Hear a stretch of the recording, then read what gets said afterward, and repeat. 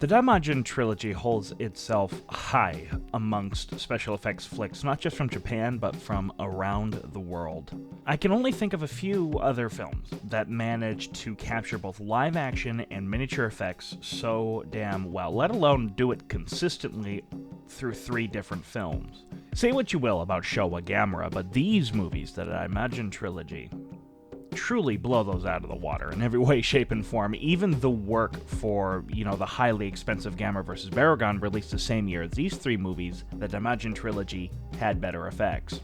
Now, these movies were born when Daiei wanted to grab a hold of the Godzilla financial pie. Toho seemed to have a monopoly over the giant monster franchise. Monsters were big despite their popularity really peaking in 1964. Nevertheless, these kaiju flicks remained highly profitable and highly exportable. Overseas, Western audiences were just eating these movies up. While Daiei was hesitant to spend money they didn't really have on potentially expensive effects, not really done by anyone other than Eiji Tsuburaya over at Toho, the massive, unforeseen box office success of Noriaki Yuasa's Gamera, the Giant Monster, basically lit a fuse under Daiei so quickly it basically gave them whiplash. We got Gamera, the Yokai Monster trilogy, and then this trilogy, all being made at roughly the exact same time, by many of the same people even. They gave Toho a true run for their money for being a factory of sci-fi flicks for about 3 solid years. The problem quickly became that they pushed out too much, too quickly, vastly oversaturating the market, that several of these films turned out a small profit, but nothing absolutely major. But the Daimajin trilogies, they aren't just giant monster flicks. They're also samurai pictures.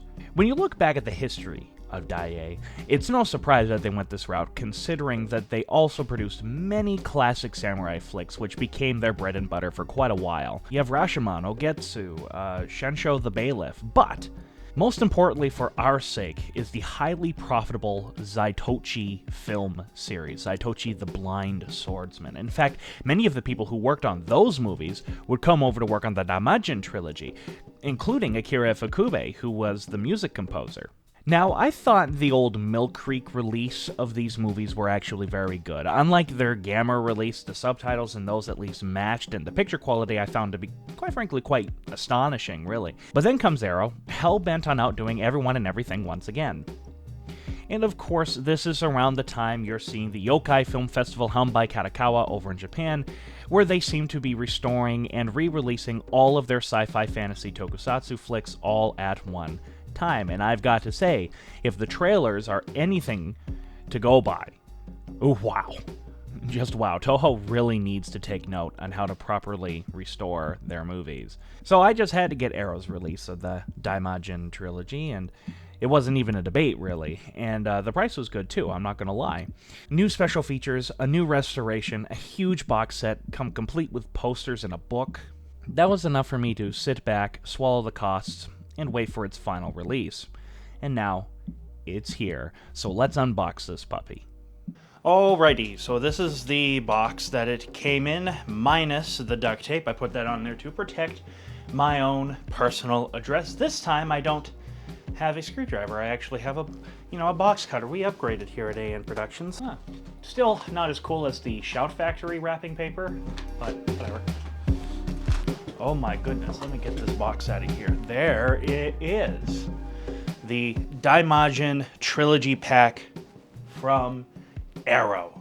It seems like, and it's not just them, Criterion did the same thing, Arrow did the same thing with the Gamera series. It looks like they just did the same thing with the Yokai Monster trilogy that they're releasing as well. But it seems like they've gone with these sort of fantasy movies and given it a cartoon aesthetic, or a comic book aesthetic, I should say. I'll be honest, I'm not a big fan of that. It's not just Arrow, I want to be clear. It's been just about everyone with these sort of restorations and releases. It all really started with the Criterion Godzilla release. I much prefer sort of the oil painting looks and the custom artwork by people like John Stella, who did that amazing custom artwork for the Major Dundee box set, which I know that was for something else entirely. And to be clear, I'm not complaining about this, but I just prefer those oil paintings. That being said, I do think this is a pretty fantastical artwork, I should say. So here is the front. It seems like this is an actual booklet, like this lifts. There is the side, and then here is the back. Limited edition contents. High definition Blu-ray 1080p presentation of the 3 Daimajin films. I do not believe these are from the 4K restorations that were just released by Katakawa, unfortunately. Lossless original Japanese and dubbed English mono audio for all films. Optional English subtitles. Illustrated collector's 100-page book featuring new essays by Jonathan Clements, Keith Akins, Ed Gachuseski, Raphael Coronelli, Eric Hominick, Robin Gatto, and Kevin Derendorf. Postcards featuring the original Japanese artwork for all 3 films, which I'm definitely framing all of them. Reversible sleeves featuring original and newly commissioned artwork by Matt Frank. Aha! I knew that was Matt Frank. Which is cool that they brought him back for this release, simply because he did a great job with the Gamera box set. Alright, let's look at the contents for Disc 1, Daimajin. Brand new audio commentary by Japanese film expert Stuart Galbraith IV. Now, he's really interesting. However, I find that his audio commentaries where he's kind of by himself a little bit boring. I found his audio commentary for Invasion of Astro Monster, aka Monster Zero, to be extremely insightful, but a little bit lacking on the entertainment side. However, when he's did his audio commentary for Godzilla vs. Megalon with Steve Ryfle, it was unbelievably entertaining. Newly filmed introduction by critic Kim Newman, bringing the Avenging God to life, a brand new exclusive video essay about the special effects of the Daimajin films by Japanese film historian Ed Gachuseski. Okay. Alternate opening credits for the US release of Majin, the Monster of Terror. That was released directly to AIP TV. And trailers for the original Japanese releases and image gallery. So yeah, that all new stuff. That's why I got this list. Now let's look at disc 2. Brand new audio commentary by Japanese film experts Tom Mass and Jasper Sharp. My Summer Holiday with Daimajin, a newly filmed introduction with Professor Yoni Ota, director of the Toy Film Museum. Okay. Kyoto Film Art Culture Research Institute about the production of the Daimajin films at Daiei, Kyoto. From storyboard to screen, bringing Return of Daimajin to life, a comparison of several key scenes in Return of Daimajin with the original storyboards. Alternate opening credits for the US release as Return of the Giant Majin, also released by AIP TV. Trailers for the original Japanese and US releases, and image gallery. Okay. And then finally, disc 3, we have Wrath of Daimajin, my personal favorite out of the 3. Brand new audio commentary by Asian historian Jonathan Clements. Interview with cinematographer Fujio Morita, discussing his career at Daiei and his work on the Daimajin Trilogy. Original Japanese release, trailers, and image galleries. I believe that special feature is actually what they used in the Mill Creek version. Now let's actually get into this package. You gotta be careful, I don't want to accidentally cut the box. So like they did, or at least I noticed with the Major Dundee release, they gave this little booklet flap on the back that I guess you have to cut off, judging by the fact that they put a seal here, so I'm gonna do that right now. Ooh! See, I love that artwork. That looks fucking awesome. That to me kind of fits Daimajin. I love that. And yeah, I like that as well. Not a wraparound like the Major Dundee release, but still pretty fucking cool. So let's actually open this. Wow. Here is what it looks like from the inside. Kind of what I was expecting. 3 individual releases, and then there is that booklet. Really loving this artwork. I'm loving the consistency. If there's anything that I like about this is that the artwork is consistency, though the artwork is not necessarily my favorite. The fact that it's consistent gives it an A+ in my book. Cool, and there are all the special features on the back of it. That's freaking awesome. Oh, cool, they went color-coded. Awesome, because each one kind of has a different color to it. This one was red, this one was like a greenish blue, and then this one was purple. Yep, that's awesome. Now here is the booklet. Oh, wow. That is gorgeous. I love that artwork there. I really like that artwork. I like the black and white and the sharp contrast to it.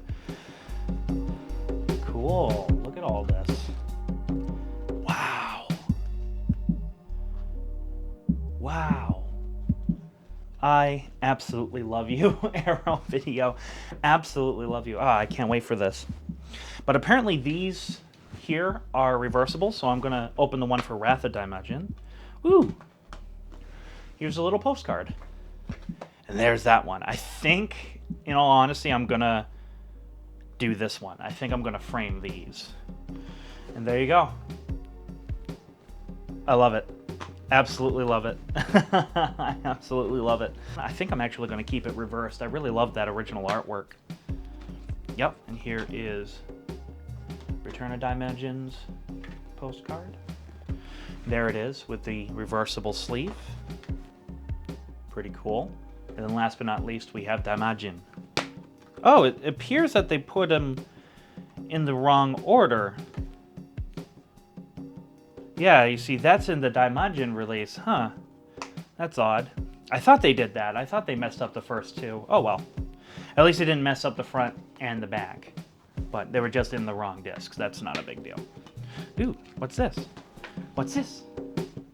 Is this? Oh. Aha! A full poster. Definitely, I am definitely framing this. Definitely going to be framing this. The full original poster for the first Daimajin film. Epic, epic, epic. And then here is Daimajin in its original poster, the reversible sleeve. So what a fucking box set. So this is everything. Everything that was included within this limited edition set.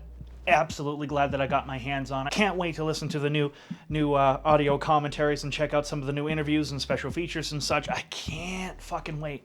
Definitely going to frame that poster. I'll see if I can't frame those two as well, just to give them little tiny things. And oh, so cool, so cool. Once again, Arrow knocks it out of the park. I don't know, man. These people just haven't done anything wrong thus far. I've gotten now 6 different sets from these people, and all of them have been amazing. Easily, they have become my favorite, DVD Blu-ray company who restores old cult films. They have easily surpassed Criterion Collection, in my humble opinion, and I cannot wait to see what else that they are releasing soon. Will I get the Yokai series? Probably not, but man, was this absolutely awesome. Yes, I would indeed call myself an Arrow simp at this point. I know full well that they've announced a new restoration and release of the Yokai Monster Trilogy, but I'll be honest, I'm probably not going to get those. And the main reason being that they genuinely freak me out. They freak me the hell out, like actually scare me to no end. And I remember seeing Spook Warfare at G-Fest a while back, and it genuinely scared me, especially the umbrella thing with the one eye and the tongue.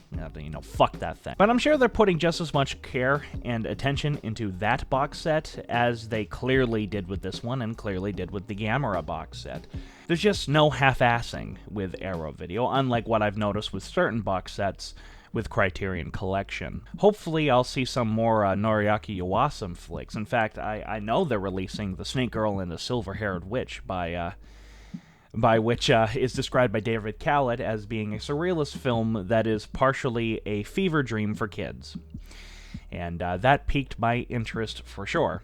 And he's doing the audio commentary, so yes, I'm going to have to get that disc when it comes out. Go on Facebook, like AN Productions for all up-to-date information of what we are doing. We're in a process of completing a new short film. You can see pictures and behind-the-scenes footage of that there. All of my social media is in the description below. Visit us at adamnproductions.com. And in the end, this is Adam Noyce of AN Productions saying sayonara.